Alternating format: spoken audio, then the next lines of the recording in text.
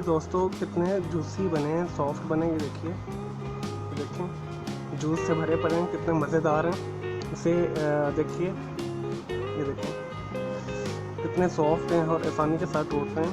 देखिए अंदर तक ये कुक है और बहुत ही मज़ेदार बने। इसे ज़रूर बनाइएगा। अस्सलाम वालेकुम दोस्तों, जॉली हज़ीम हाजिर है फिर एक नई वीडियो के साथ। दोस्तों आज मैं आप लोगों के लिए ओरिजिनल और असल जो है पेशावरी चपली कबाब लेकर आया हूँ। तो हम आज चपली कबाब बनाएंगे। तो ये कराची में और लाहौर के जो सबसे मशहूर चपली कबाब वाले हैं, ये उनकी रेसिपी है। तो स्पेशल मैंने उनसे पूछा है, तो उसके मुताबिक ही मैं बना रहा हूँ। थोड़ा सा जो डिफरेंस आएगा बीच में मैं आपको बता दूँ। अगर आपको वो चीज़ अवेलेबल तो आप वो डाल दीजिएगा। दोस्तों सबसे पहले जो मैंने बारीक कीमा ले लिया है, इसे धो के खुश्क करके इधर मैंने रखा हुआ है।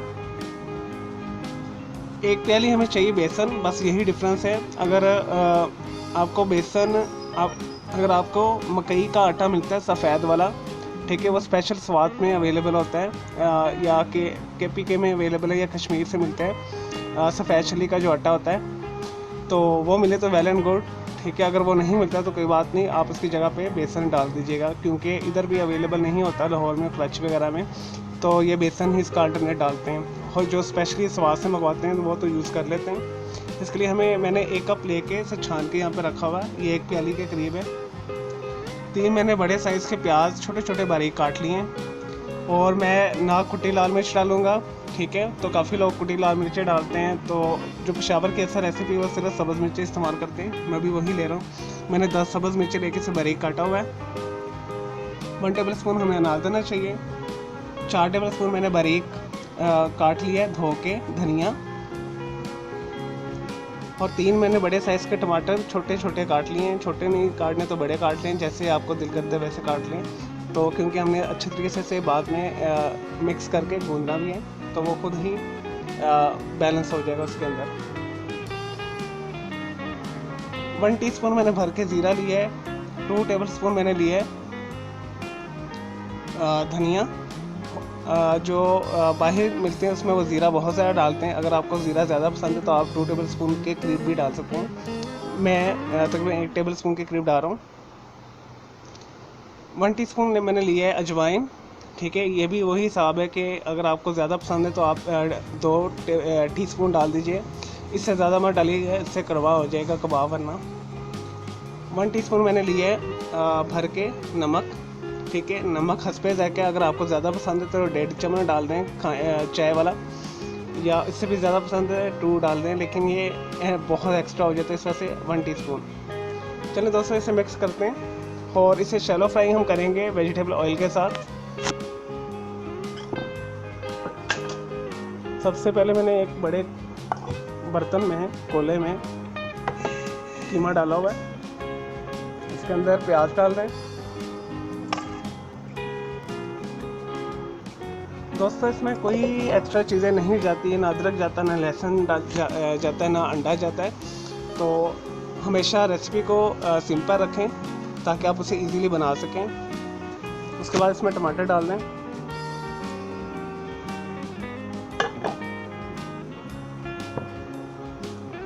बेसन डाल दें। अनारदाना डाल दें।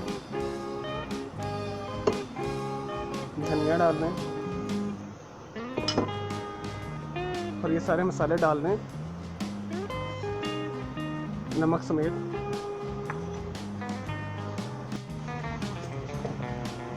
लीजिए दोस्तों, हमारा बैटर सारा तैयार है। तो हम अच्छे तरीके से मिक्स करेंगे 5-10 मिनट के लिए। बहुत अच्छे तरीके से आपने इसे मिक्स करना है, दबा के, ताकि सारे मसाले यकजान हो जाएं। तो दोस्तों ये मैं सारा करता हूँ, फिर मैं आपको दिखाता हूँ फाइनल। ये करने के बाद हम इसे 10 मिनट के लिए रेस्ट देंगे।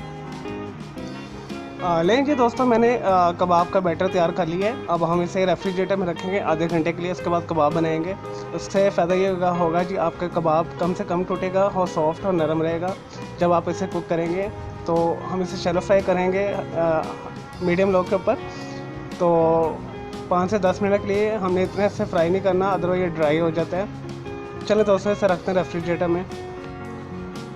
लेकिन जी दोस्तों आधा घंटा हो चुका है, तो हमारे चपली कबाब के बैटर को मैंने रेफ्रिजरेटर में रखा था। अब हम इसके कबाब बनाते हैं।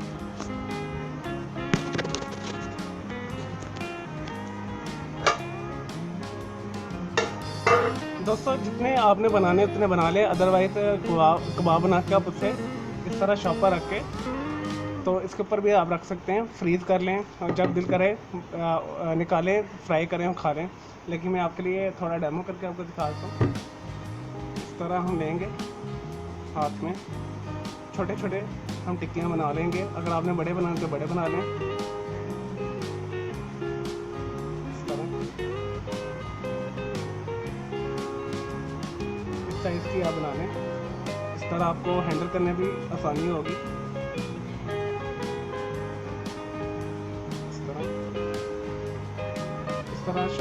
शॉपर बैग बिछा के इसमें रखते जाएं। चलिए दोस्तों मैं सारे बनाता हूँ, फिर मैं आपको दिखाता हूँ। लेकिन जी दोस्तों मैंने 4 के करीब टिक्कियाँ बनाई है, तो मैं आपके लिए इसे फ्राई करता हूँ और आपको बताता हूँ ये कैसे होगी।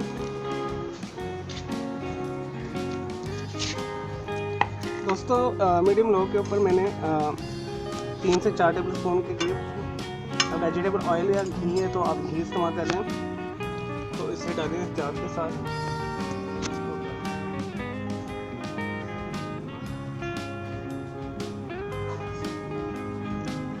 आराम से पकड़ें, इसके ऊपर रखें और हल्का सा प्रेस कर दें।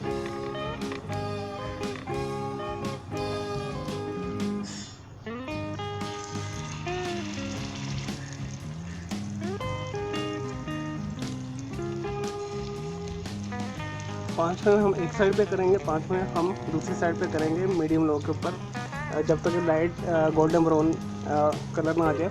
इससे ज़्यादा हम इसे ब्राउन नहीं करेंगे, अदरवाइज़ ये अंदर से सख्त हो जाएंगी, सॉफ्ट नहीं रहेंगी। तो इसे ज़रूर बनाइएगा, ये आपके बहुत ही जूसी और यमी किस्म के कबाब बनेंगे।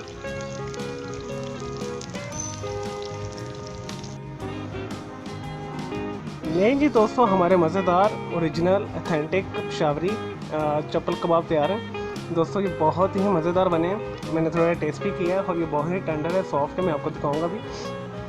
तो मैं उम्मीद करता हूँ आपको मेरी ये वीडियो पसंद आई होगी। इस वीडियो को लाइक करें, कमेंट्स करें और शेयर कीजिएगा।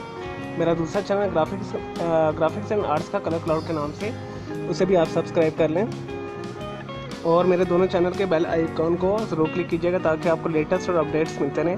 मैं इसी तरह आपके लिए इजी और आसान रेसिपी लेकर आता रहूँगा और टिप्स एंड ट्रिक्स लाता रहूँगा और अप्लायंस को कैसे इस्तेमाल करना है और मुख्तलिफ किस्म के फूड रिव्यूज़ भी लेकर आता रहूँगा। तो इस कबाब को आप नान के साथ खाएं, आपको बहुत मज़ा आएगा। साथ आप इमली की चटनी बना लें, सिंपल वाली, सादी वाली। और ट्रेडिशनली पेशावर के अंदर या लाहौर कराची में जहाँ भी पेशावरी चप्पल कबाब वाले, उसके साथ ये इमली की चटनी जो पतली सी होती है वो सर्व करते हैं। और साथ आप कुछ भी खा सकते हैं, सॉफ्ट ड्रिंक ले लें, आपको बहुत मज़ा आएगा। चलें दोस्तों मुझे इजाज़त दें, ओके, अल्लाह हाफ़िज़, टेक केयर।